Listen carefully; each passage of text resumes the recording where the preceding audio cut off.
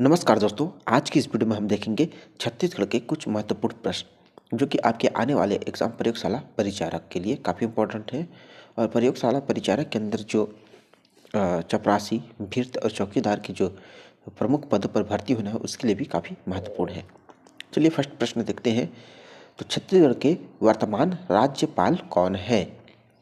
तो कौन है वर्तमान राज्यपाल? तो वर्तमान राज्यपाल है ऑप्शन डी, विश्वभूषण हरिचंदन। ये छत्तीसगढ़ के 7वें क्रम के राज्यपाल हैं। कौन से क्रम के? 7वें क्रम के।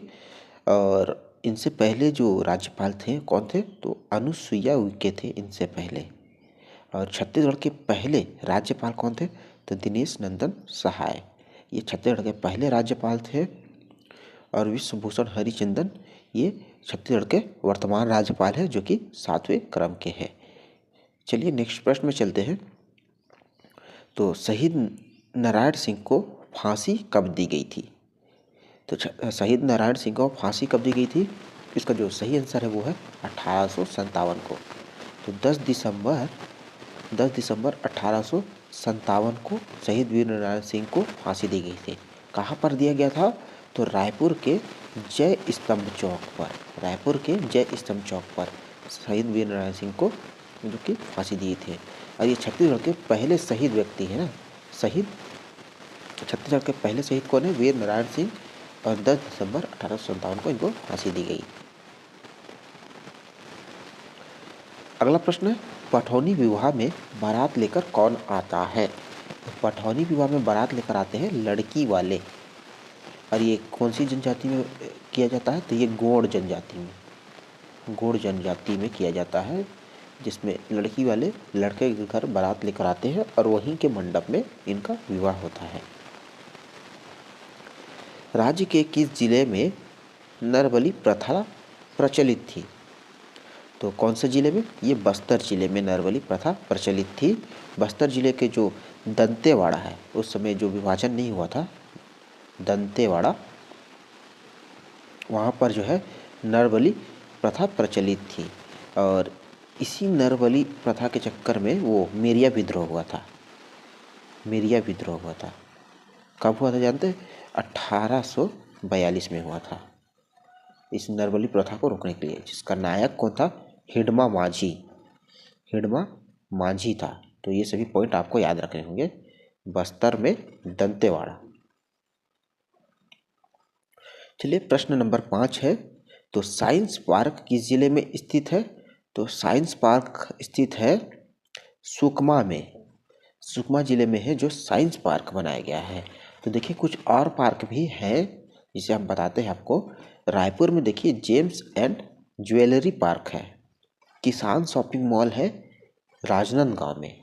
भिलाई में है सॉफ्टवेयर पार्क। तो ये सभी जो पार्क है एक बार आपको रिवाइज कर लेना है। फिलहाल इस प्रश्न का जो आंसर है वो है सुकमा। साइंस पार्क सुकमा में है। कबीरधाम जिले में किस खनिज के उत्पादन की संभावना है? तो संभावना पूछ रहा है, तो लौह अयस्क की संभावना है कबीरधाम जिले में। चलिए अगला प्रश्न दिया है, यूरोप यात्री कोलब्रुक किसके शासनकाल में छत्तीसगढ़ आया था? तो कोलब्रुक जो है वो केशव गोविंद के काल में आया था कोलब्रुक। और कुछ यूरोपीय यात्री और भी आए हुए थे, जैसे महिपत राव दिनकर, इनके काल में कौन आया था? तो फॉरेस्टर आए थे। यूरोपीय यात्री जो फॉरेस्टर थे वो महिपत राव दिनकर में आए थे, विट्ठल राव के में आए थे, कैप्टन या मिस्टर ब्लंट केशव गोविंद के में आए थे कोलब्रुक। और ये भवानी कालू है जो सबसे कम अवधि के लिए सूबेदार नियुक्त हुए थे छत्तीसगढ़ में। कितने दिनों के लिए? तो लगभग 3 महीनों तक ये छत्तीसगढ़ के सूबेदार थे सबसे कम। इस प्रश्न का जो आंसर है वो है केशव गोविंद। महिपत राव में आए थे फॉरेस्टर, विट्ठल राव में आया था मिस्टर ब्लंट। चलिए नेक्स्ट प्रश्न पे चलते हैं। तो किसने गांधी मीमांसा नामक ग्रंथ की लिखा था? तो किसने ग्रंथ लिखा था? पंडित रामदयाल तिवारी। इन्होंने गांधी मीमांसा नामक ग्रंथ लिखा था। क्वेश्चन नंबर 9 दिया है, छत्तीसगढ़ में त्याग मूर्ति की उपाधि किसे दी गई है? तो त्याग मूर्ति की उपाधि दी है ठाकुर प्यारे लाल सिंह को। ऑप्शन डी हो जाएगा इसका आंसर, ठाकुर प्यारे लाल सिंह। क्वेश्चन नंबर 10, छत्तीसगढ़ राज्य के गठन हेतु श्रेय किसे दिया जाता है? तो छत्तीसगढ़ राज्य के गठन हेतु श्रेय दिया जाता है भाजपा को। ऑप्शन ए इसका राइट आंसर होगा, भाजपा। छत्तीसगढ़ का सबसे ठंडा प्रदेश, ठंडा स्थान कौन सा है? तो सबसे ठंडा है वो अंबिकापुर है, क्योंकि अंबिकापुर में है मैन पाट, और मैन पाट को क्या बोलते हैं? छत्तीसगढ़ का शिमला कहा जाता है। तो सबसे ठंडा स्थान है अंबिकापुर, मैन पाट, छत्तीसगढ़ का शिमला। छत्तीसगढ़ का प्रथम मराठा शासक कौन था? तो प्रथम मराठा शासक था भीमबांजी भोसला। ये प्रथम मराठा शासक था छत्तीसगढ़ का। ये 1700 लगभग 87 के आसपास छत्तीसगढ़ में आए हुए थे। चुर्रे मुर्रे जलप्रपात किस घाटी में स्थित है?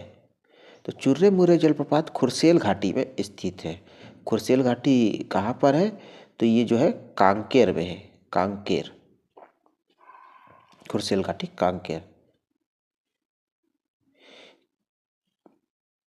किसे किसे छत्तीसगढ़ का कुतुब मीनार कहा जाता है? काफ़ी इंपॉर्टेंट क्वेश्चन है।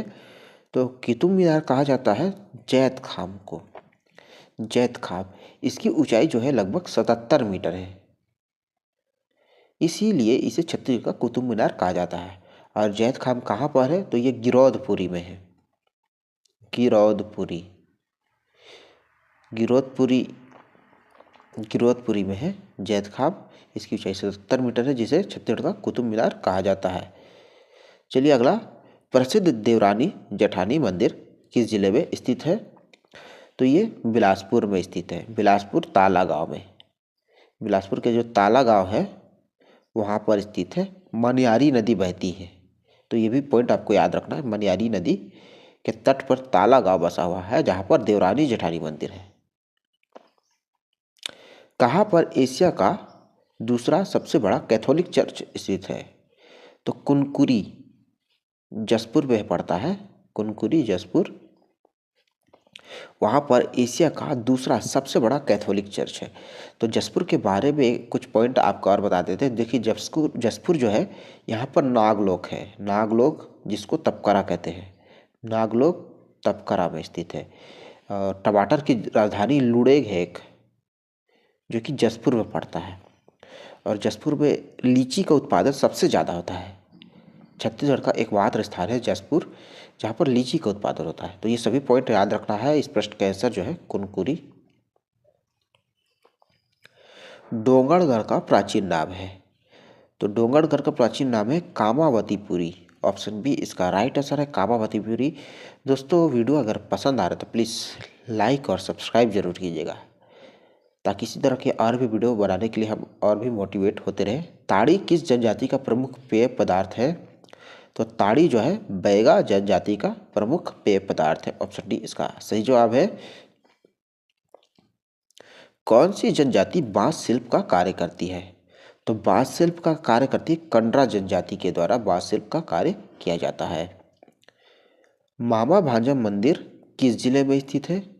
तो मामा भांजा मंदिर यह है दंतेवाड़ा में स्थित है। मामा भांजा मंदिर दंतेवाड़ा में, दंतेवाड़ा का जो बारसूर है वहाँ पर स्थित है मामा भांजा मंदिर, बारसूर।